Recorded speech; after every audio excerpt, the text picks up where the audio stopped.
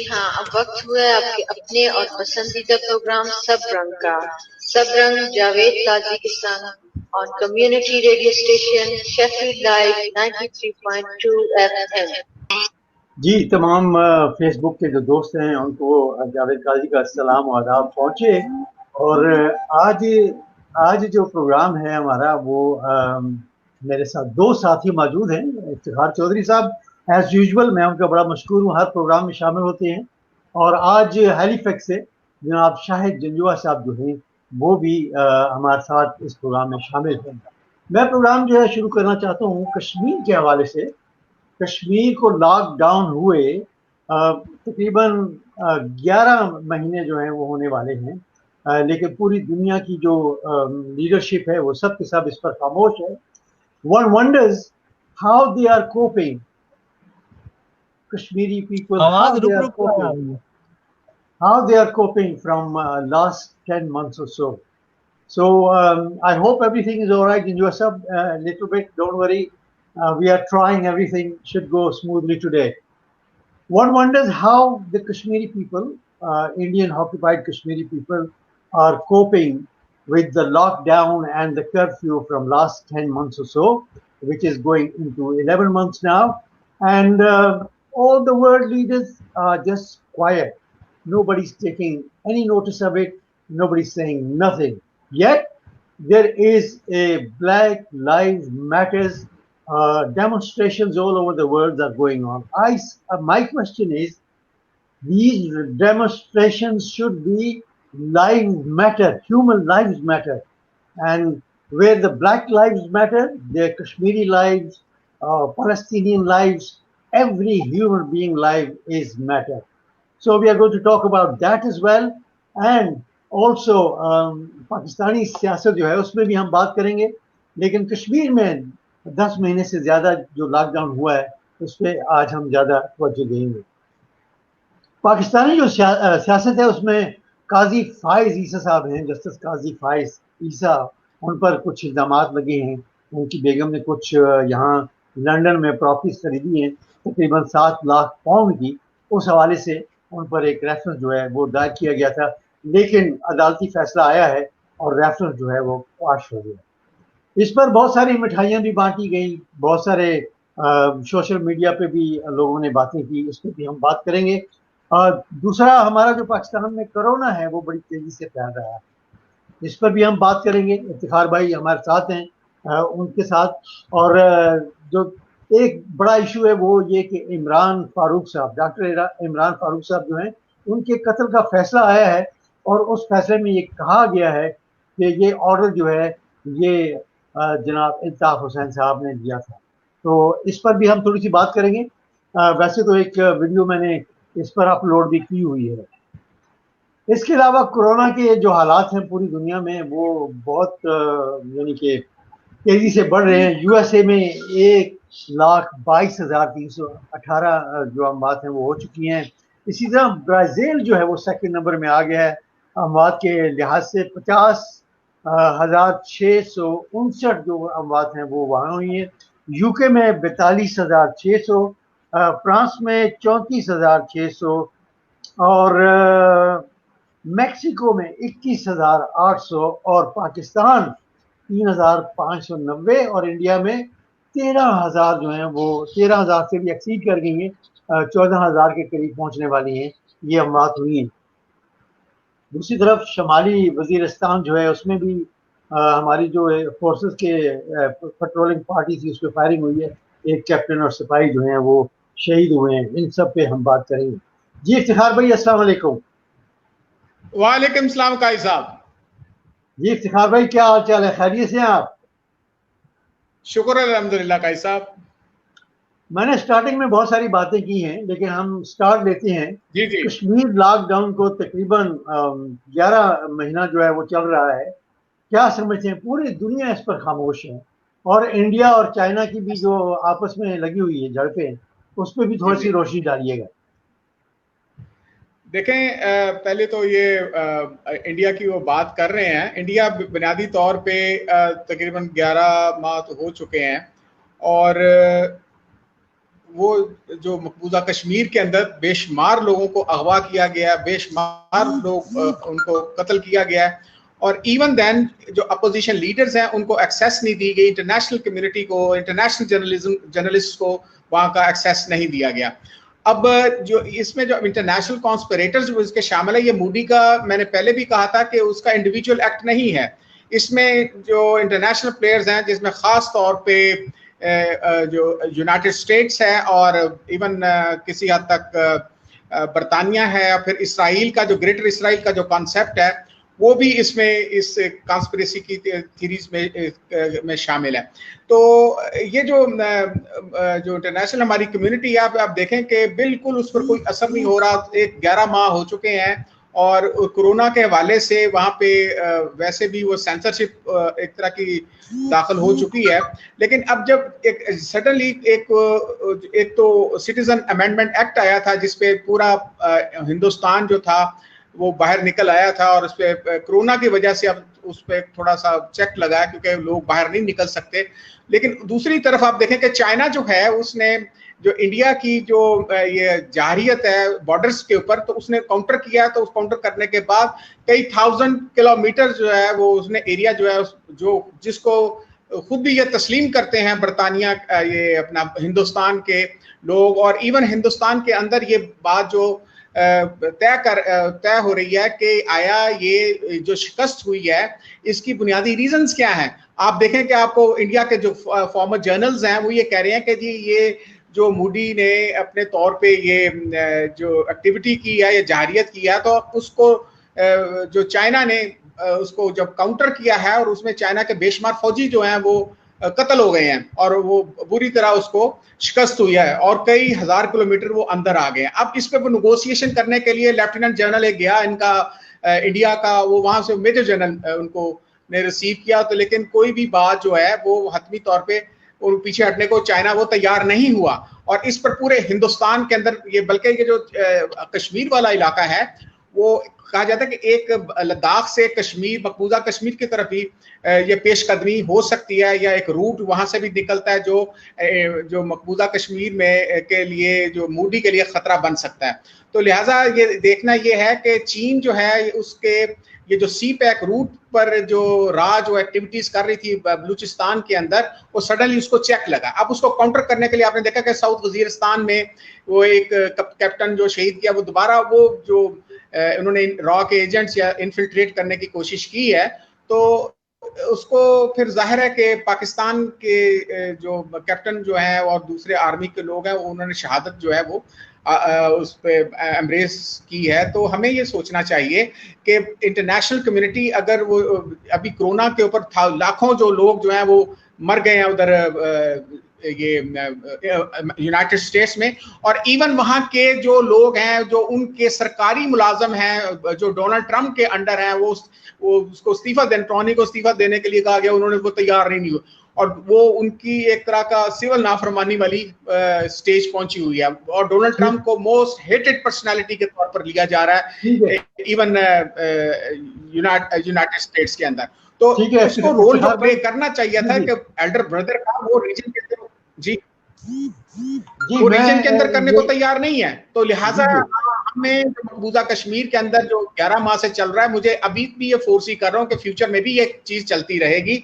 और लेकिन मूडी को जिन फ्रंट्स पे शिकस्त हो रही है, वो नेपाल के बॉर्डर पर भी उसको एक तरह की डिप्लोमेटिक और फौजी शिकस्त हुई है, और चाइना जो है वो अब उसको वो छेड़ बैठा है। आप देखें कि एक पुरस्कार किस्म की जो खामोशी है मूडी के जो कैबिनेट के अंदर, और वो जो एक्स फौजी हैं वो बल्कि मूडी की इस किस्म की जो खामोशी है उस पर शदीद किस्म की वो नुक्ताचीनी कर रहे हैं कि भारत को शिकस्त हो चुकी है और उसका बदला लेने के लिए वो तैयार नहीं। दूसरी तरफ आप देखें कि इसने डोनाल्ड ट्रंप से बात की थी कि चाइना को सबक सिखाने के लिए उसका साथ दिए, तो अमेरिका ने, यूनाइटेड स्टेट्स ने,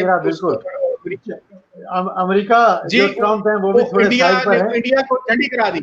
जी जी बिल्कुल डंडी करा दी। और यही सवाल जो है मैं रखता हूं जनाब शाहिद जंजुआ साहब आपके सामने। आप क्या समझते हैं कि 11 महीना जो है वो चल रहा है, आप क्या समझते हैं कि वहां के लोग बेचारे जो हैं कोरोना में भी मुब्तला होंगे, वो कैसे कोप कर रहे होंगे? और ये हमारी जो मुस्लिम उम्मा है, मुसलमान लीडरजान जो है, ये क्यों खामोश है? कश्मीरियों के साथ ज्यादती की एक बड़ी तवील दास्तान है और कश्मीरियों के दुख दर्द बांटने वाला कोई नहीं है, सिर्फ लिप सिंगिंग होती है। माजरत के साथ पाकिस्तान भी इस जुर्म में बराबर का शरीक है। मैं अगर इसके हवाला देना चाहूँ तो आज़ाद कश्मीर के सदर, उनकी बात बड़ी मुस्तनद होती है, बड़े मंजे हुए ब्यूरोक्रेट हैं, लेकिन वो कश्मीर के ऊपर जो बयानियाँ दुनिया के सामने लेके आ रहे हैं, वज़ीर आज़म पाकिस्तान का उस बयानिए से कोई ताल्लुक नहीं है। ISPR उस बयानिए को घास नहीं डालती। आप हर रोज़ सदर आज़ाद कश्मीर का ट्वीट देखें तो उनके ट्वीट को रीट्वीट करने वाला शायद मैं हूँगा और मेरे अलावा 20-30 लोग होते हैं, लेकिन हुकूमत पाकिस्तान का कोई ऑफिशियल, पाकिस्तान गवर्नमेंट का या पाकिस्तान और आज़ाद कश्मीर का लेकिन शायद भाई दुनिया के सामने लाने का साथ नहीं देगा। शायद भाई सॉरी, लेकिन पाकिस्तान में तो ये है कि जो कश्मीर है वो पाकिस्तान की शहरग है, पाकिस्तान की आवाम उसके साथ है, हुकूमत भी कई बयान दे चुकी है। और आप जानते हैं कि इमरान खान ने जो यूनाइटेड नेशन में तकरीर की थी इस हवाले से, तो आप कैसे कह सकते हैं कि ना हमारी एस्टेब्लिशमेंट ना ही हमारी हुकूमत उन पर कोई जू नहीं रेखती इसके हवाले से? वज़ीर आज़म पाकिस्तान हर जुमा के दिन फजर की नमाज के बाद बैठ के कश्मीर की आज़ादी की जो दुआ करते हैं, मैं उसको अप्रिशिएट करता हूँ, लेकिन उस दुआ के साथ जब तक दवा नहीं होगी, कश्मीर की आज़ादी का ख्वाब जो है वो पस मंज़र में रहेगा। बल्कि आज देखें कि पिछले 2-3 महीनों से कश्मीर पाकिस्तान के कौमी खबरनामे पे है ही नहीं है। और कश्मीर के साथ अगर कश्मीर का मसला जिंदा किया है तो आप जो है शाबाश दें चाइना को कि जिसने अपने बचाव की खातर, जो ताइवान में उसके ऊपर दबाव पड़ रहा था बरतानिया की तरफ से, बल्कि बरतानिया ने तो एक किस्म का ऐलान जंग किया हुआ है चीन के खिलाफ, तो चीन ने और बरतानिया और अमेरिका, इन दोनों ने भारत को इस्तेमाल किया और भारत के जरिए चीन की नाकाबंदी करने की कोशिश की, जिसके रद्दे अमल में चीन ने जो एक्शन लिया और वो भरपूर एक्शन ले रहा है। भारतीय मीडिया या पाकिस्तानी मीडिया तो भारतीय मीडिया तो इसकी खबर नहीं दे रहा और पाकिस्तानी अवाम मुफ्त में लुटियां डाल रही है, लेकिन हकायक वही है जो बरतानवी अखबारात के अंदर आ रहे हैं कि चीन ने भारत का एक बड़ा इलाका जो है वो कैप्चर किया हुआ है और ये वही इलाका लद्दाख का है जो दरअसल कश्मीरियों का ही इलाका है। तो देखने वाली बात ये है कि ऐसे मौके पे पाकिस्तान ने क्या मूवमेंट की है। होना तो ये चाहिए था कि जब चीन के साथ झड़पें शुरू हुई हैं तो पाकिस्तान की तरफ से एक मजम्मती बयान जारी किया जाता कि भारत ने जो इकदाम किया हम उसकी सख्ती से मजम्मत करते हैं, भारत ने बहुत हो गई और अब पाकिस्तान इसको बर्दाश्त नहीं करेगा। पाकिस्तान का वफद चाइना जाता था कि भारत के ऊपर भारत पर जो है वो दबाव बढ़ता और भारत को पता चलता कि अगर हमने 2 फ्रंट पे लड़ने की कोशिश की तो फिर हमें बुरे तरीके से मार पड़ेगी। लेकिन शायद पाकिस्तान की गवर्नमेंट, पाकिस्तान की जो अस्करियत है या पाकिस्तान की जो अरबाब इक़्तिदार है, उनकी आपस की लड़ाइयाँ ही ख़त्म होने का नाम नहीं ले रही। और शायद इसकी एक वजह यह भी है कि पाकिस्तान की जो हालात हैं वो इतने इस वक्त इतने ख़तरनाक हैं सियासी तौर पे और दफाई तौर पे। यहाँ पर मैं इफ्तिखार भाई को लेकर आऊँगा। इफ्तिखार भाई, आप क्या समझते हैं कि वाकई जो पाकिस्तान के हालात हैं इस वक्त, माशी भी और सियासी भी, क्या वो इतने खतरनाक और इतने गिर चुके हैं कि वो कश्मीर की आवाज़ नहीं उठा रहे जैसे जंजुआ साहब कह रहे हैं? देखें जी, वो अपना उनका पॉइंट ऑफ व्यू है। आज भी अभी ये चल रहा है उनका, ISPR के भी वो चल रहे हैं और मकबूजा कश्मीर के हवाले से आज जो मेन हेडलाइन आज की जो खबरें जो हैं वो मेन मकबूजा कश्मीर के हवाले से बात ही चल रही है। और उसके बाद ये महबूबा मुफ्ती का भी बयान चल रहा है। तो कहने का मकसद ये है कि अस्करियत ने कभी भी कश्मीर के हवाले से, देखें कश्मीर जो है, जब से बेनजीर भुट्टो, आपको याद होगा कि जिस वक्त कंट्रोल डेमोक्रेसी का भी कॉन्सेप्ट था, तो यानी बेनजीर जब आई थी अपना ज़िया के त्यारे के क्रैश के बाद, तो उस वक्त भी जो 3 बातें जो है उस पर कंप्रोमाइज करने को अस्करियत तैयार नहीं थी। एक तो कश्मीर का इशू था, दूसरा अफगानिस्तान का इशू था और तीसरा न्यूक्लियर का पाकिस्तान के प्रोग्राम का इशू था। तो तो अगर ये कहना कि जी वो अस्करियत ने बिल्कुल उसको हमारी जो अस्करी क़यादत है, ये जनरल बाजवा, DGI, जो हमारे जो मिलिट्री इंटेलिजेंस है, दूसरी एजेंसी जो है वो इग्नोर करके बैठी हैं, मैं इस बात से एग्री नहीं करता, ठीक है। और जो हमारा भी इंटरेक्शन होता है, आर्मी के साथ इंटरेक्शन होता है, लेट मी टॉक ना, तो उसमें जब आर्मी से जब हमारा इंटरेक्शन होता है, कुछ बातें हम नहीं करने वाली होती, ठीक है ना, जो नेशनल इंटरेस्ट की बात होती है कि एज ए जर्नलिस्ट और ऐसे दूसरे तौर पे हम वो बातें जरूर करते हैं जो पब्लिक को बताई जा सकती हैं, और इसमें कोई ISPR खुद भी है वो बात करता है। लेकिन ये कहना टोटल इग्नोर के जी अस्करी क़यादत ने बिल्कुल उसको इग्नोर किया हुआ है या वो बयानत नहीं देता, तो मेरा ख्याल है आप इसी ISPR के बयानत को निकाल के देख लें और आज का जो हेडलाइंस आप निकाल के देख लें, तो मकबूजा कश्मीर के हवाले से अस्करियत हमारी जो अस्करी क़यादत है वो उसको कभी इग्नोर नहीं करती, ना वो कर सकती है, क्योंकि हमारी जो प्रिंसिपल जो आइडियोलॉजिकल एफिलिएशन है और कश्मीर के हवाले से जो हमारा प्रिंसिपल स्टैंड है, अगर हमारा प्रिंसिपल स्टैंड तब्दील होना शुरू हो गया या वो मौलाना फजलुर रहमान बन गया हमारा ISPR या हमारी अस्करी क़यादत, तो वो फिर मेरा नहीं ख्याल कि पाकिस्तान को फिर कश्मीर के हवाले से कोई बात भी करनी चाहिए किसी भी हवाले से। चलिए ठीक है शाहिद भाई, आप इस ज़िमन में कुछ कहना चाहते हैं, क्योंकि वो तो डिसएग्री करते हैं। करना चाहूंगा कि जब तक नवाज शरीफ का दौर था उस वक्त तक ये दाम दिया जाता था कि कश्मीर की आज़ादी में सबसे बड़ी रुकावट मौलाना फजलुर रहमान है, क्योंकि मौलाना फजलुर रहमान जो है वो ना कोई फौजी एक्शन करने में दिलचस्पी रखते हैं और ना ही वो कश्मीर की जंग बैरूनी दुनिया में जाके लड़ने के ऊपर सफारती जंग में उनकी कोई दिलचस्पी है। लेकिन नवाज शरीफ किस्सा पालीना हो चुका, मौलाना फजलुर रहमान जो है वो पसे मंजर में जा चुका। आज अगर आवाम से पूछें कि कश्मीर कमेटी का चेयरमैन कौन है, तो मैं चैलेंज से कह सकता हूं कि लोगों को उसका नाम भी नहीं पता। खुदा जाने ये बला किसके लिए रखी हुई है। आज तक एक दफा भी आप बरतानिया में रहते हैं, मैं बरतानिया में रहता हूं, इमरान खान जब से आए हैं एक दफा भी बरतानिया और यूरोप के अंदर जिस तरीके से एग्रेसिव कैंपेन होनी चाहिए थी वो नहीं हुई। इसलिए नहीं हुई कि कश्मीर कमेटी का जो चेयरमैन है वो, मैं उसे ये तो नहीं कहूँगा लुच्चा लफंगा, लेकिन ये है कि इस तरह के जो लोग हैं, ये जो गैर महज़ब लफ्ज़ इस्तेमाल नहीं मैं करता, लेकिन ये एक किस्म के गैर मुतलका लोग हैं जिन्हें लेकिन शाहिद भाई, लेकिन सवाल यह है कि इन्हें ऐसी जिम्मेदारियों पे बिठाने वाला कौन है, इमरान खान या कोई और तबका। शाहिद भाई ये भी तो सवाल उठता है ना कि पिछले 10-15 साल से मौलाना फजलुर रहमान साहब रहे हैं, तो उन्होंने कश्मीर के बारे में कितनी आवाज उठाई है। इस हुकूमत को तो आए सिर्फ दो साल हुए हैं। इनके तजर्बात ने पाकिस्तान को,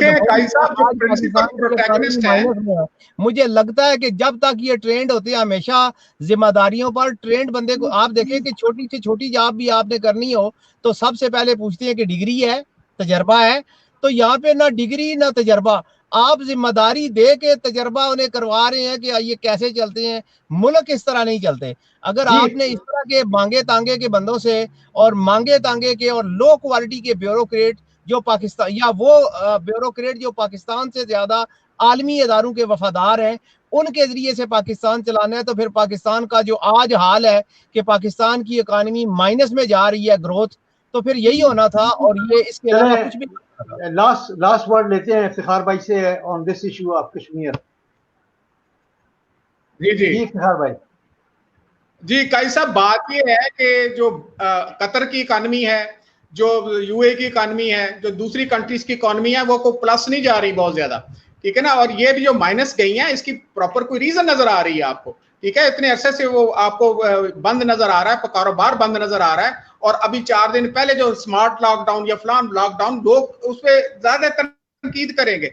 और तमाम कंट्रीज के लोग, आप अमेरिका में चले जाएं आपको नजर आएगा, आप इंग्लैंड में बैठे हुए हैं तो इंग्लैंड की इकानमी क्या बूम कर रही है पिछले साल के हवाले से, ठीक है ना। तो इसी तरह आप दूसरी कंट्रीज को देख लें। जब ये तो इस किस्म के वाकयात में खास तौर पे जो मैं बात कर रहा हूँ कि जो अनप्रेसिडेंटेड जो हुआ है ये कोरोना का, तो कोरोना के इंटरनेशनल जितनी भी आपकी देख लें कंट्रीज आपको नजर आ रही हैं, ये पूरा ये एक आपके पास टाइम खत्म हो जाएगा अगर आप उनको कोड करना शुरू कर दें। तो लोग जो हैं ब्राजील में, दूसरी जो इवन वेस्टर्न कंट्रीज जितनी भी हैं, उनमें आपको इकॉनमी नजर नहीं, जो इकॉनमी बूम करती हुई नजर नहीं आएगी, और उसकी बुनियादी रीजन आपको नजर आएगा। तो लिहाजा ये कहना कि जी वो ये पाकिस्तान की माइनस में है, माइनस की कोई रीजन आपके ना, तो रीजन ये नहीं कि इमरान खान की कोई गलती है। इमरान खान की जो गलती है वो मैं आपको बताता हूँ, वो गलती ये है कि शहबाज शरीफ पर जो इल्जाम लगा था अभी तक पैसे नहीं निकाले पेट फाड़ के उससे, और इसी तरह नवाज शरीफ के जो पेट फाड़ के पैसे निकालने थे जो वो उससे नहीं निकल सके, वो बाहर चला गया। और इसने जो डॉक्टर्स उसको धोखा दे के गए, अभी तक वो कौन लोग हैं ऐसे, मैं आर्मी चीफ से भी यही की थी और DGISI से भी, और ये कौन लोग हैं, इमरान खान उनको पकड़ के कान से क्यों नहीं लाता जो उसको चीट करके गए, जो चाहे अस्करी क़यादत है, चाहे वो मिलिट्री एस्टेब्लिशमेंट है, चाहे वो अपना कोई जो पॉलिटिकल इनके PTI के अंदर है, और या डॉक्टर्स की टीम है। क्या इमरान या जो माफिया जिसको ये कहते हैं सुप्रीम कोर्ट के सिसिलियन माफिया है, तो क्या इस सिसिलियन माफिया ने इन पूरे सिस्टम को जो है वो जमूद उस पे तारीख करके वो बाहर निकल गए, और बाद में आपको लंदन में वो बगैर मास्क के मॉर्निंग वॉक करते नजर आएंगे रात को। जी जी बिल्कुल। तो अब कहने का मकसद ये है कि इसके ऊपर मुझे एक जुमला कहने दें। कहने का मकसद ये है सर कि जी इसके ऊपर एक जुमला कहना है कि इससे तो ऐसे लगता है कि पाकिस्तान को सिसिलियन माफिया चला रहा है। पहले वो नवाज शरीफ के जरिए चलाता था, अब वो माफिया जो है वो इमरान खान के जरिए चला रहा है। तो इसका मतलब ये भी है कि पाकिस्तान में जो इक़्तिदार है वो बज़ाहिर तो सिविल हुकूमत के पास है, जमहूरी लोगों के पास है, लेकिन इनकी डोरियां कोई और हिलाता है। माफिया माफिया जो है वो उसको सुप्रीम कोर्ट ने उसको डिक्लेयर किया है। माफिया तो सारे ही हैं, ये जर्नलिस्ट भी हम माफिया बैठे हुए हैं, ठीक है ना। लेकिन बात ये होती है कि आप लोग जो या हमारे जो चलाने वाले होते हैं, जब आप उसने करप्शन करके गया, सुप्रीम कोर्ट ने कहा कि ये इतने पैसे ये चोरी करके गया हुआ है, वो कहता है उसमें निकाला या उसमें से निकाला या मुझे नाहल क्यों किया। तो कहने का मकसद ये है कि जब तक ये इमरान खान का फेलियर है कि वो उसने कहा था इनसे पैसे रिकवर करने हैं, अभी भी शहबाज शरीफ अंदर बैठा हुआ है ना, तो शहबाज शरीफ के ऊपर जो इल्जाम है, एलिगेशंस हैं, वो इसी चीज के है ना कि 56 कंपनियों का उसके पास पैसा नहीं निकला, या जो पैसे लूट कर खा गए हैं, ये जो आपके 4 फ्लैट नजर आ रहे हैं उसका भी नहीं। यही काजी फैज ईसा का भी यही मसला है। आप बात कर रहे थे काजी फैज ईसा का, तो ये भी इसका मसला है कि उसके भी बच्चे बाहर नजर आ रहे हैं, उसकी को रेफर किया FBR में। इफ्तिखार भाई उस पर भी हम बात करेंगे। इफ्तिखार भाई फाइज ईसा साहब जो है उन पर भी बात करेंगे। मैं ये जानना चाह रहा हूँ जंजुआ साहब, शाहिद भाई आपसे, वो ये कि यूके ने स्टोर्स तमाम खोल दिए हैं और पाकिस्तान में जो है वो अमवात बढ़ती जा रही हैं, लेकिन आपने एक प्रोग्राम में कहा था कि कोरोना जो है वो वैसे ही है, कोई कोरोना नहीं है, तो इस पे आप क्या कहेंगे? मैं आपको एक क्लिप दिखा सकता हूँ WHO का। उस क्लिप को अगर आप बगौर देखें और सुने तो जो बात मैं कह रहा हूं वो WHO उसकी तस्दीक कर रहा है। और मैं आपको पूरी जिम्मेदारी के साथ तमाम हकायक अपनी आंखों से देखकर ये कह रहा हूं कि पिछले 4 हफ्तों के अंदर जो कोरोना का रेट है ये धड़ाम करके नीचे गिरा है। गोया कोरोना के जो मरीज हैं वो अब आपको नजर नहीं आ रहे, और पाकिस्तान के अंदर, बरतानिया या अमेरिका के अंदर कोरोना के मरीज उन्हें कहा जाता है कि जिन्हें टेम्परेचर हो। इस वक्त पाकिस्तान में गर्मी 41 टेम्परेचर पे है, और 41 में इंसान को बुखार तो होना ही है, ये मामूल की बात है। हर साल लोगों को बुखार होता है, और जब एक बंदे को होता है तो पूरे घर वालों को होता है। तो उन बुखार जिसे नॉर्मल गर्मी की वजह से बुखार है, खांसी है या मलेरिया है मच्छर की वजह से, उन सब लोगों को चालाकी के साथ जो है वो कोरोना के खाते में डाल दिया जाता है। कोरोना के 10 मैं जब उसके ऊपर काम कर रहा हूँ तो 10 चेक लिस्ट बनी हुई है कि अगर आपको हेडेक है, अगर आपको वॉमिटिंग है, अगर आपको एब्डोमिनल पेन है, if you have lost the taste, smell loss हो गई है, तो ये सारे जो है इसे कोरोना के खाते में डाल दिया जाता है। जबकि मुझे मालूम है, आपको मालूम है कि जिसे बुखार होता है उसकी स्मेल खत्म हो जाती है। वो कहते हैं कि मेरा नाक बंद है, मुझे तो पता ही नहीं चलता कि मैं जो खा रहा हूँ मैं क्या खा रहा हूँ। ये सारा एक फ्रॉड है। मैं ये नहीं कहता कि वायरस नहीं है, वायरस है, लेकिन उस वायरस के कंधों पे रख के बहुत बड़ी गेम खेली जा रही है। और इस गेम जो है जब ये खुलेगी तो दुनिया को पता चलेगा कि ये न्यू वर्ल्ड ऑर्डर इंप्लीमेंट करने, और ये जो है वो कोरोना के नाम पे दुनिया की इकानमी चेक करने, हर एक इंसान का डेटा चेक करने, फेस आइडेंटिटी लेने, और ये डिजिटल करेंसी दुनिया में नाफज करने, और लोगों के बैंक बैलेंस चेक करने, GPS के जरिए लोगों के जो है वो ट्रैक एंड ट्रेस करने। ये सारी जो ये पूरी प्लान थी आज से 20 साल पहले, और ये जिसका ये चेक जो है वो नवंबर 20 नवंबर 2019 में ये सारे चेक्स जो है वो चेक लिस्ट के अंदर हम चेक करते थे कि ये होना है, ये होना है, वो सारी चीजें इंप्लीमेंट हो रही हैं।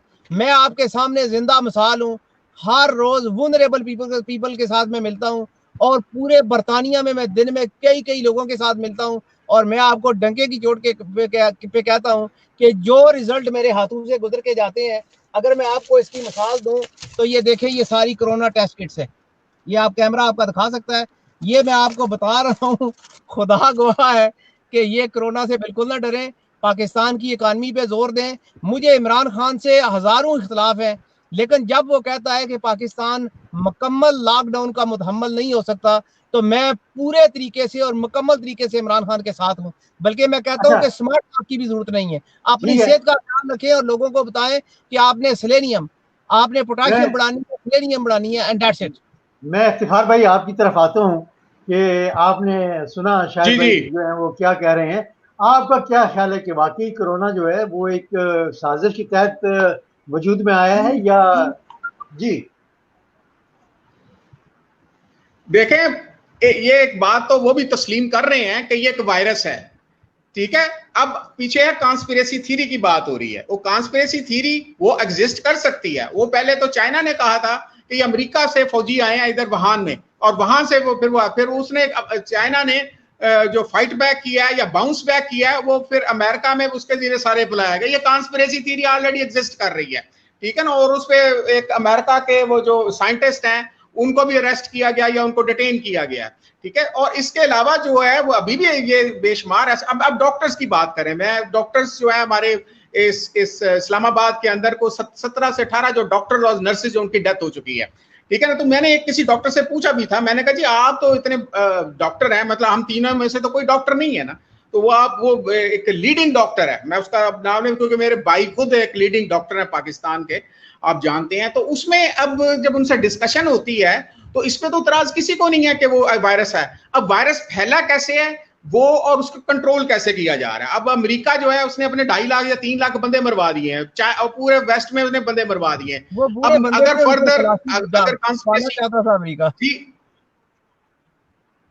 जी शायद क्या कह रहे हैं आप? मैं कह रहा हूं कि वो जो बूढ़े लोग थे पेंशनर, उनसे खलासी पाना इटली और अमेरिका की इंश्योरेंस कंपनी का तकाजा था कि इनसे जल्द से जल्द खलासी पाई जाए, ताकि फिर ये जो बजट है ये नौजवान नस्ल और जो बिल्कुल यंग ब्रीड है उनके ऊपर उनके वसाइल बढ़ाने के लिए इस्तेमाल हो सके। देखें काजी साहब, मेरी बात सुने। अभी मेरे फैसलाबाद के अंदर एक वो जो लगा है तीसरा, वो उसको क्यों लगता है? हमें यह तस्वर किया गया था कि पुरानी निकाल लें, पुराने बंदे फौत करने हैं। अब वहां पे हमारे फैसलाबाद के अंदर मैं आपको बता रहा हूं, जो यंग बंदे हैं उनकी रेशो ज्यादा है, और जो बुढ़े बाबे हैं वो बेचारे वो बच गए हैं, तो उनको वो कुछ नहीं किया गया। अब इशू ये है कि ये वायरस लगता कैसे है? क्या वो कोई भी डॉक्टर मरना चाहेगा? डॉक्टर साहब अपना कोई भी डॉक्टर मरना नहीं चाहेगा, ठीक है ना। वो जो वो कर रहे हैं, हमें ये कॉन्स्पिरेसी थ्योरी जो है वो एग्जिस्ट कर सकती होगी,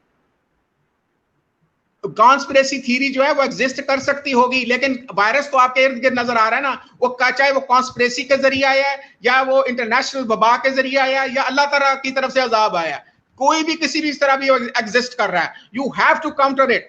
जब अगर उसको काउंटर नहीं करेंगे या उसके खिलाफ को मेडिकल देखना, आपको कहा जी मुंह पे छिक्कू चढ़ाएं, आप मुंह पे आप मास्क चढ़ाएं, मास्क से वो पेनिट्रेट नहीं करता, वो चाहे वो आया है उसके जरिए क्या अपना वबा के जरिए आया है, चाहे वो आया हो उसके जरिए जो इंटरनेशनल कॉन्स्पिरेसी के जरिए आया है, लेकिन उसका एक तोड़ बुनियाद निकाला है कि जी आप कम से कम मास्क मुंह पे पहने, क्योंकि मास्क से अंदर वो ट्रांसमिट नहीं होता। तो अब ये कहने का मकसद ये है कि वो चाहे वो आया है उसके जरिए कॉन्स्पिरेसी के जरिए आया है, चाहे उसके लिए इंटरनेशनल जो एक सिनेरियो डेवलप किया जा रहा है, अब उसको काउंटर तो करना है।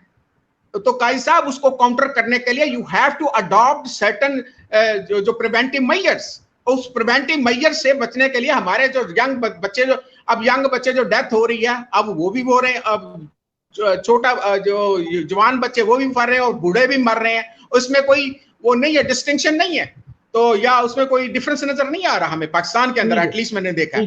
अब वो उसको काउंटर जब तक वैक्सीन नहीं, अब वो कह रहे हैं कि जी वैक्सीन जी कैसे साहब जी मैं ये कह रहा हूं कि जी मैं ये कह रहा था कि लास्ट जवाब ले लेते हैं कोरोना के हवाले से शाहिद साहब का व्यू, और उसके बाद हम प्रोग्राम को आगे बढ़ाते हैं। जी शाहिद भाई, last word from you on corona. ये जो मास्क पहनाया जाता है, ये एक कॉमन सेंस की बात है कि जब इंसान ने कार्बन डाइऑक्साइड बाहर निकालनी है और ऑक्सीजन इनटेक करनी है, और मास्क पहनने के बाद आपने ऑक्सीजन का रास्ता बंद कर दिया और कार्बन डाइऑक्साइड को आप खा रहे हैं दोबारा, तो इससे जो है इंसान का इम्यून सिस्टम कमजोर होता है।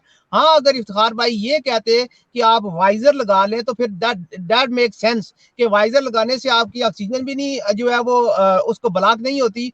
और वाइजर लगाने का सबसे बड़ा फायदा ये होता कि अगर कोई शख्स देखे ये वायरस अगर है तो ये सिर्फ उस सूरत में दूसरे शख्स तक पहुंचेगा कि अगर कोई स्पिट करता है तो अगर कोई स्पिट करेगा तो वो मास्क के ऊपर जाएगा और जाहिर है वो वायरस तो आपके अंदर चला गया। लेकिन अगर स्पिट करने का चांस नहीं है तो ये WHO की वीडियो मैंने आपको भेजी है, ये WHO के जो मेरे पास भी है वो वीडियो, ये खुद कह रहे हैं कि वो मेरे पास भी वीडियो है, ट्रांसमिट नहीं होता। इस वीडियो को जरा चलाएं और देखें जरा। चले ठीक है, मैं देखी है, मुझे अंग्रेजी भी समझ आती है। मैं बता रहा हूँ कि वो जो मैंने मास्क के बारे में पूछा था, ये मेरे डॉक्टर साहब के मैं कार्बन डाइऑक्साइड जो है मेरे अंदर जाएगी तो या मेरा इम्यून सिस्टम ठीक होगा, मैं ये पहनता हूँ इधर, ठीक है ना। तो वो कहते हैं कि पहली बात तो ये आप कार्बन डाइऑक्साइड 100% ये आपके ऊपर कोई वो खैमे का कपड़ा नहीं है, ठीक है ना। वो ये आपके जो कोरोना वायरस का ये आपको थिन एक कपड़ा आपको नजर आ रहा होता है जो मलमल का कपड़ा होता है, ये रजाई नहीं है जो कार्बन डाइऑक्साइड हमारे अंदर जा रही होती है। तो कहने का मकसद ये है जो हमारे जो डॉक्टर्स हैं, मैं अपनी बात ही नहीं कर रहा, हम तीनों में से कोई डॉक्टर नहीं है हमारे, जो जहां पे एक नहीं है, मैंने 10 डॉक्टर से कंफर्म किया है कि भाई आप मुझे बताएं कि मुंह पे मैं छिकू चढ़ाता हूं तो वो छिकू जो है मेरे जो है सांस या मेरा इम्यून सिस्टम जो है वो क्या वो हो जाएगा या 24 घंटे। तो उन्होंने नहीं कहा आपको आप छिकू चढ़ाएं। जब आप बाहर जाते हैं, मार्केट में जाते हैं, आप आधे घंटे के लिए जाते हैं या 2 घंटे के लिए जाते हैं, 15 मिनट के लिए जाते हैं, तो आप 24 घंटे तो छिकू नहीं चढ़ा के रखते, ठीक है ना। तो वो छिकू उस वक्त ही चढ़ाना जिस वक्त आपको जरूरत होती है। जी इफ्तिखार भाई, इसको प्रोग्राम को आगे बढ़ाते हैं। काजी फाइज ईसा साहब जो है, जस्टिस काजी फाइज ईसा, उनके खिलाफ एक रेफरेंस जो है वो दायर किया गया था, वो कल अदम करार दिया गया है अदालत की तरफ से। और जिस तरह क्या नाम है उसका, पैनामा केस में मिठाइयाँ बांटी गई थी, इसी तरह इस केस में भी बाहर निकलते ही मिठाइयाँ बांट गई।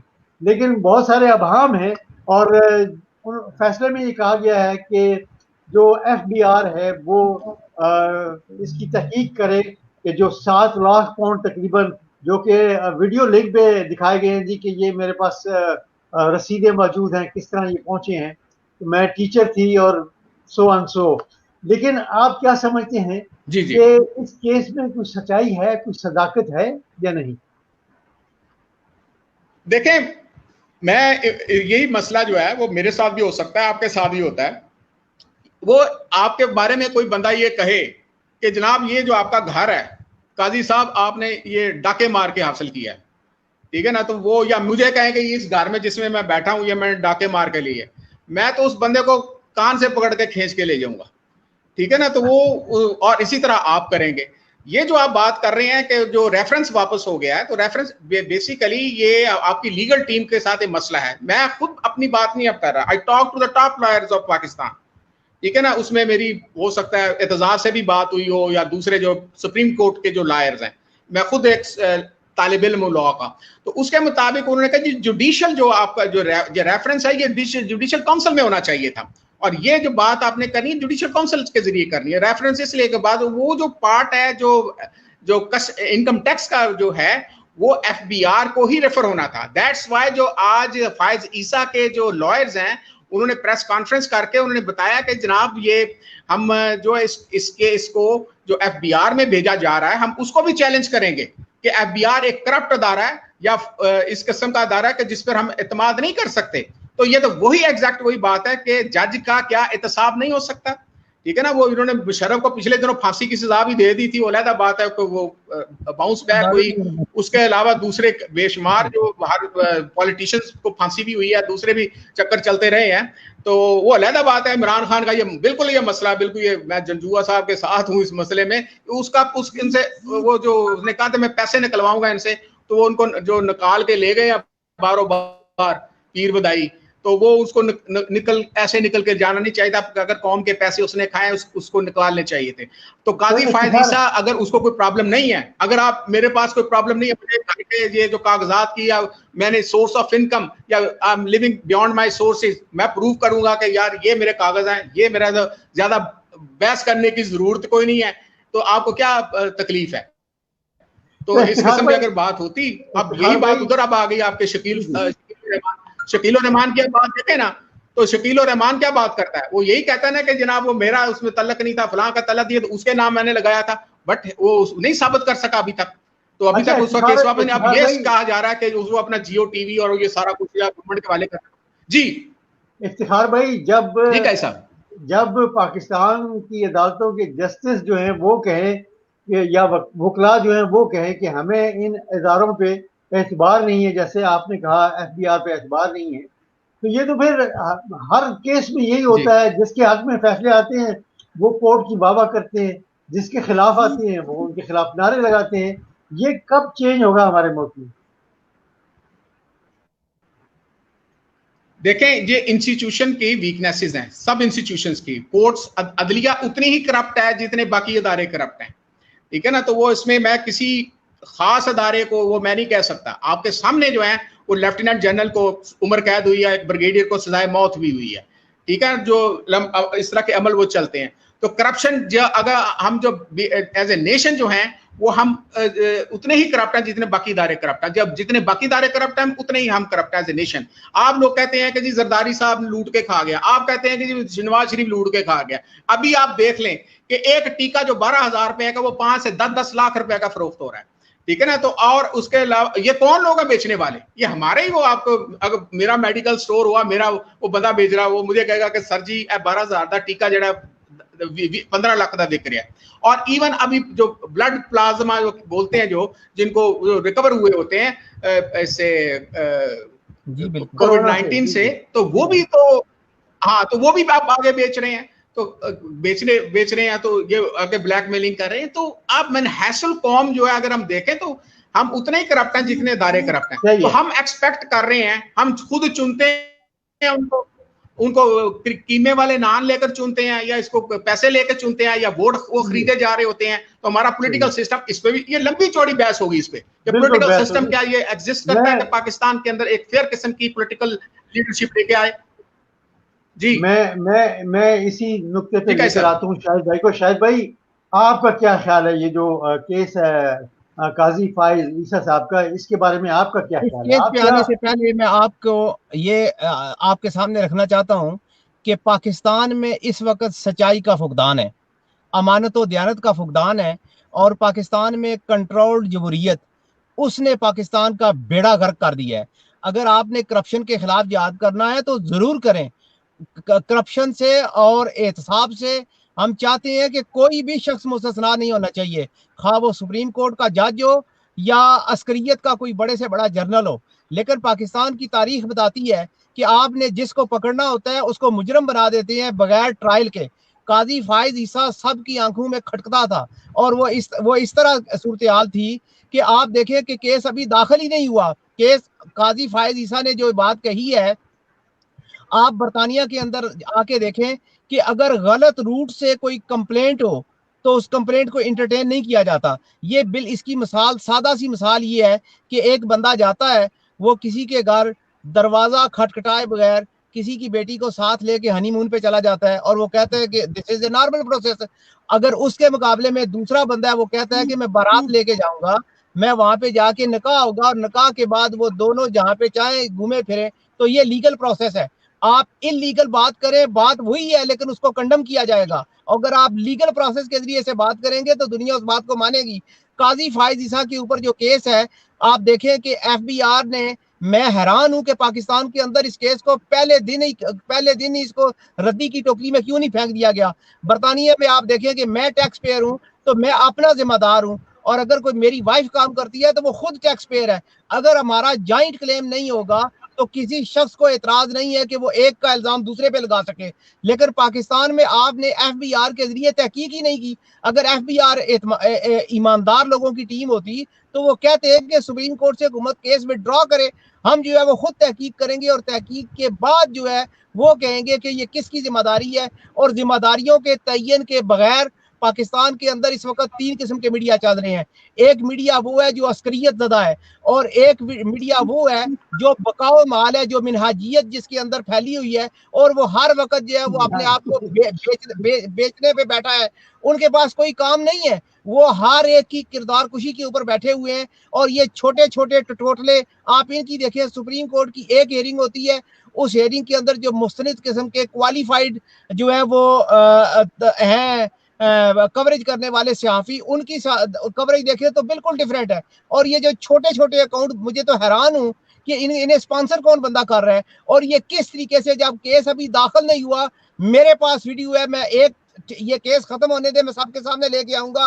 काजी फायज के बारे में ये कहा गया कि ये जो है वो इंडियन एजेंट है, ये जो है वो पाक फौज का मुखालिफ है। मैं तो हैरान हूं कि इन लोगों ने काजी फायज के ऊपर ये इल्जाम क्यों नहीं लगा दिया कि आपके बाप ने कायदे आजम के ऊपर पैसे लगाए और इंडिया को तोड़ा। ये भी तो इल्जाम ये लगा सकते थे। काजी फायज देखिए कि वो शख्स जिसका किरदार ये है कि उसने पाकिस्तान के किसी जनरल से ज्यादा टैक्स अदा किया है। पाकिस्तान के एक बात जरा मुझे कहने दें, क्या पाकिस्तान के अंदर जनरल कियानी का किरदार साफ था? किसने उसको सर्टिफिकेट दिया और किस तरह रात के अंधेरे में जिस बंदे को एयरपोर्ट पे रोका गया था वो जो है वो ऑस्ट्रेलिया के अंदर सब कुछ कर रहा है? क्या उसके भाई के अंदर करप्शन के चार्जेस नहीं थे?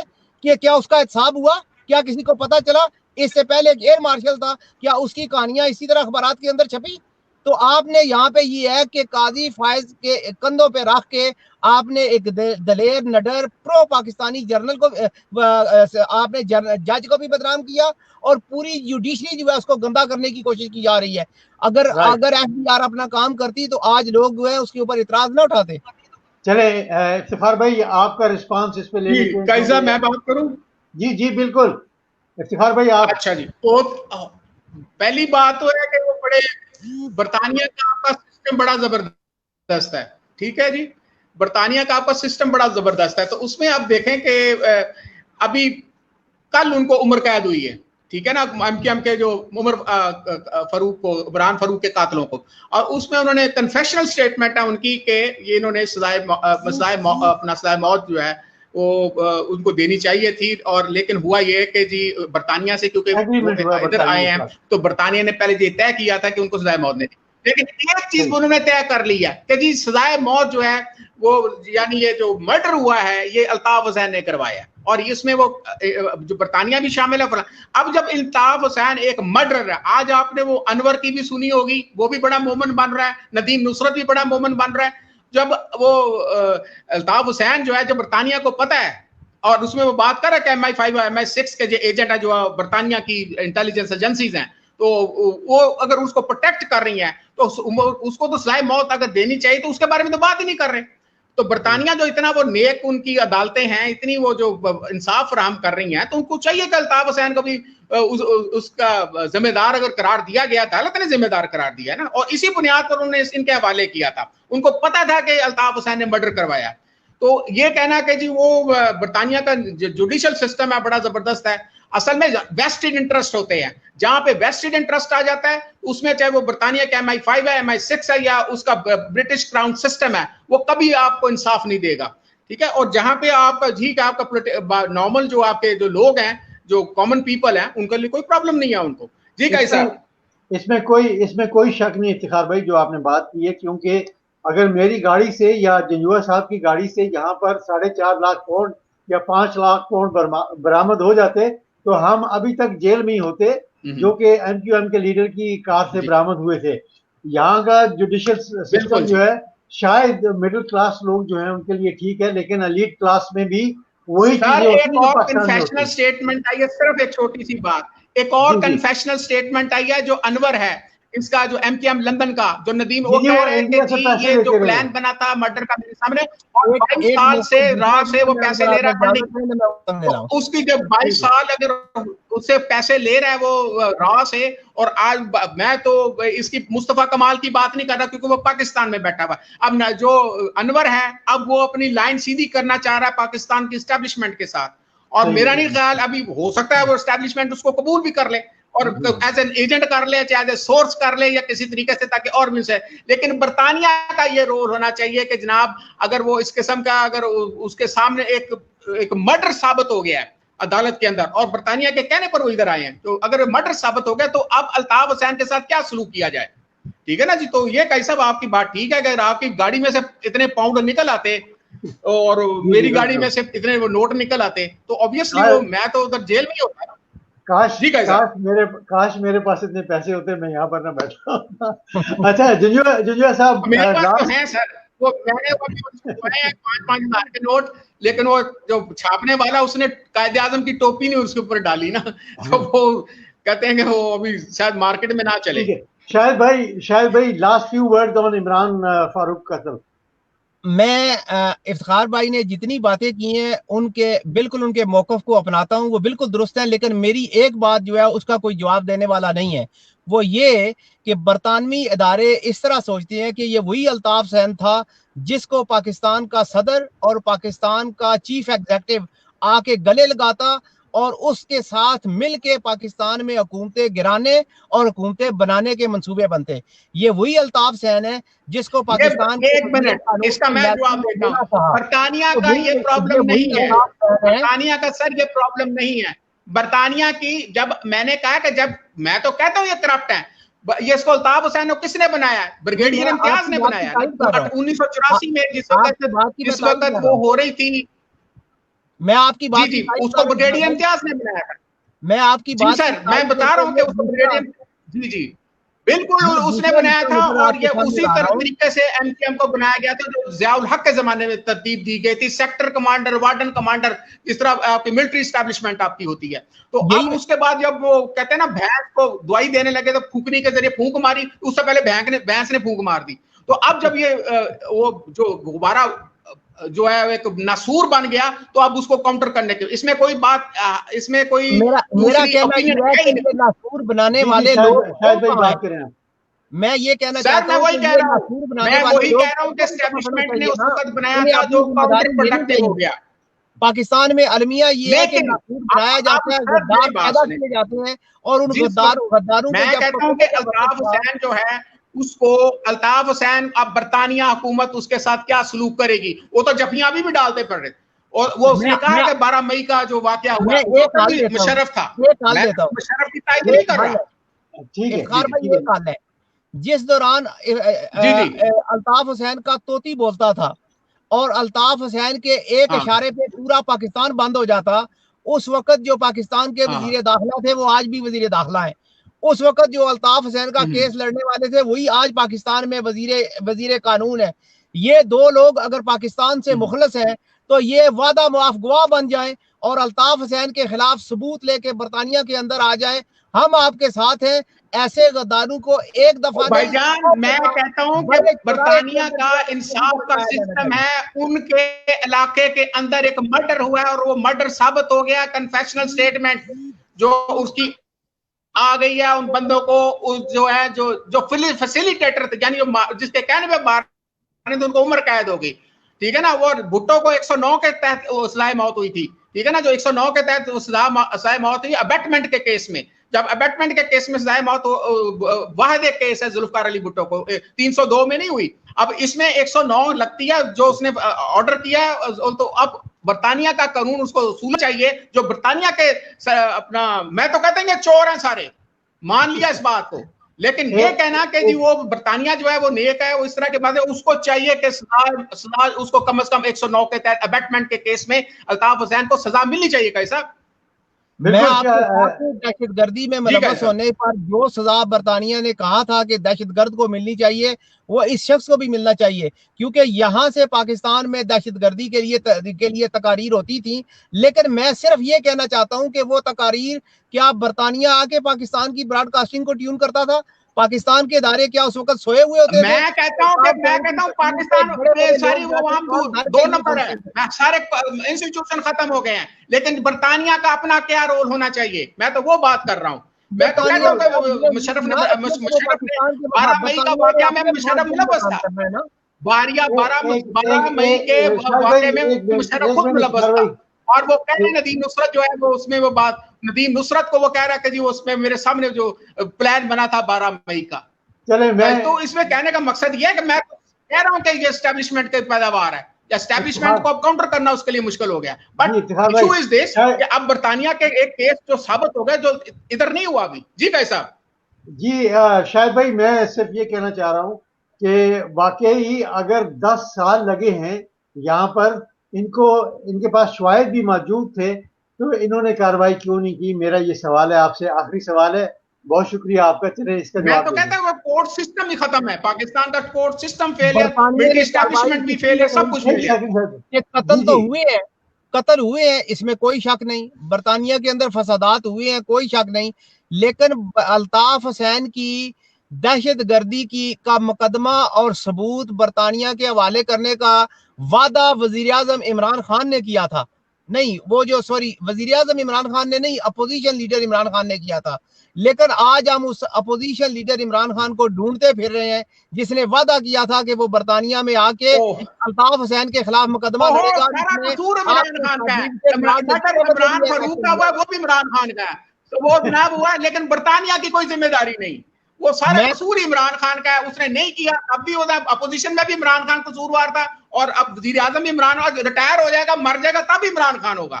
लेकिन इशू देश के बरतानिया का जो प्राइम मिनिस्टर है उसका रोल कोई नहीं है, MI5 का कोई रोल नहीं है, MI6 का कोई रोल नहीं है, ब्रिटिश क्राउन सिस्टम का कोई रोल नहीं है। अब ये जो अदलिया जो आज मुझे ऐसे लग रहा है, आज बेस्ट इंटरेस्ट है बरतानिया का। मैं अभी भी कहता हूं, मैं तो ये आज मुझे ऐसे लग रहा है कि बिल्कुल ये पाकिस्तानी पॉलिटिशियंस और पाकिस्तानी टेलीविजन चल रहा है। शायद भाई आप एक खबर देना चाह रहे हैं, उसके बाद मैं प्रोग्राम को वाइंड अप करूंगा आपके साथ। हाँ जी, तो खबर ये है कि बरतानिया के अंदर सबसे लीडिंग स्टोरी ये है कि रूसी सदर अमेरिकी सदर ट्रंप को इस्तेमाल कर रहा है, और इसकी इत्तला मौजूदा वज़ीर आज़म बोरिस जॉनसन और साबिक वज़ीर आज़म मे को भी दी गई थी, लेकिन इन दोनों ने नजरअंदाज की है। ये बहुत बड़ी लीड स्टोरी है। इस लीड स्टोरी के पीछे बड़े पसे पर्दा बड़े हकायक हैं, बहुत सारी स्टोरियां हैं।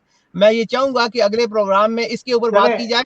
एक मैं चीज वाजे करना चाहता हूं कि हम बरतानिया में रहने वाले अपने मुल्क से इतनी मोहब्बत करते हैं कि यकीन कर लें कि अगर मैंने अपने कोई चीज अपने लिए लेने के लिए कुछ बचा के रखा और पाकिस्तान से अपील आए तो हम सारी वो रकम उठा के पाकिस्तान के लिए दे देते हैं, अपने लिए वो कोई चीज नहीं लेते। लेकिन दुख ये होता है कि जिस तरह हम पाकिस्तान के लिए सोचते हैं, जिस तरह हमारे साथ वादे किए जाते हैं कि हम करप्शन के खिलाफ जंग लड़ेंगे, वो सारे करप्ट ट्रोले जो है जो हमें हमसे ये वादे करके हमसे पैसे लेके जाता है, वो सारे करप्ट ट्रोले उसके वजीर और मशीर बने होते हैं। ये गिला है, कोई शक नहीं। चले ठीक है, हमें भी वही देखें, इस पे कोई शक नहीं है कि जो भी चोर है, हम काजी साहब हम तो वो यही कहते हैं कि जो भी चोर है वो मिलिट्री एस्टैब्लिशमेंट में बैठा है, वो पॉलिटिक्स में बैठा है, या मैं तो कहता हूं कि हम हर बंदे हर घर के अंदर एक जरदारी और नवाज शरीफ बैठा हुआ है, ठीक है ना। हमारा जो शायद भाई इफ्तिखार भाई आप दोनों का बहुत बहुत शुक्रिया। इन्होंने जो टाइम के नाम पे हमें कंगाल किया उसका भी तो हिसाब मांगना है ना। चले ठीक है शायद भाई, बहुत बहुत शुक्रिया। बिल्कुल मांगेंगे इफ्तिखार भाई आपका भी बहुत बहुत शुक्रिया। वो इमरान खान ने किया है। इंशाल्लाह अगले प्रोग्राम में ये बहस जो है जारी रहेगी। बहुत शुक्रिया आप दोनों भाइयों को, बहुत बहुत शुक्रिया, थैंक यू वेरी मच। जी बहुत शुक्रिया इफ्तिखार भाई फ्रॉम इस्लामाबाद और जनाब शाहिद जंजुआ साहब फ्रॉम हैलिफैक्स, इन दोनों भाइयों का बहुत शुक्रिया। इफ्तिखार साहब का मैं बहुत मशकूर हूँ, हर प्रोग्राम में मेरे साथ होते हैं, साथ देते हैं। शाहिद भाई अब रूटीन जो है ये आपकी भी बननी चाहिए, आप भी मेरे साथ हर हफ्ते आया करेंगे। बहुत शुक्रिया आपका, थैंक यू वेरी मच। अल्लाह हाफिज जी, अल्लाह हाफिज, बहुत बहुत शुक्रिया। साहब को मेरा सलाम जी। वालेकुम सलाम, वालेकुम सलाम, बहुत शुक्रिया, अल्लाह हाफिज जी।